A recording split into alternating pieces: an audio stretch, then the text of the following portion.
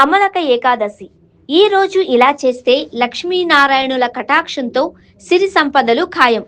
ఏకాదశి తిథికి హిందూ సాంప్రదాయంలో ప్రత్యేకమైన స్థానం ఉంది. ప్రతి నెలలో 2 ఏకాదశులు వస్తాయి. ఒకటి శుక్లపక్షంలో, మరొకటి కృష్ణపక్షంలో.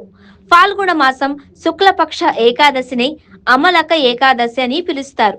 ఈ రోజున భక్తి శ్రద్ధలతో విష్ణు భగవాన్ని ఆరాధిస్తే శుభ ఫలితాలు కలుగుతాయి అని శాస్త్రాలు చెబుతూ ఉన్నాయి. అమలక ఏకాదశిని ఉసిరి ఏకాదశి అని కూడా అంటారు. ఉసిరి చెట్టులోనే లక్ష్మీదేవి, శ్రీ మహావిష్ణువు వాసం చేస్తారు అని విశ్వాసం. అందుకే ఈ రోజున ఉసిరి చెట్టుకు ప్రత్యేక పూజలు చేస్తారు. దాన ధర్మాలు చేయడం, ముఖ్యంగా ఉసిరికాయలు, ఇతర పండ్లు దానం చేయడం అత్యంత పుణ్యప్రదం.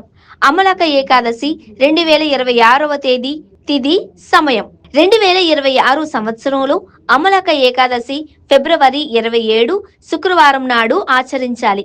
ఏకాదశి తిథి ప్రారంభం ఫిబ్రవరి 26 అర్ధరాత్రి 12:33 తిథి ముగింపు ఫిబ్రవరి 27 రాత్రి 10:30 ఈ సమయంలో ఉపవాసం, పూజాచరణలు చేయడం శ్రేయస్కరం.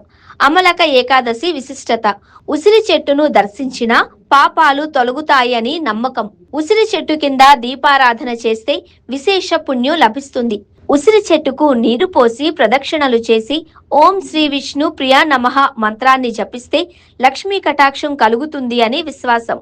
ఆవ నూనెతో దీపం వెలిగించడం ద్వారా గ్రహ దోషాలు తగ్గుతాయి అని అంటారు. ఉసిరికాయలను దానం చేయడం ఆరోగ్య సమస్యలను దూరం చేస్తుంది అని భావిస్తారు.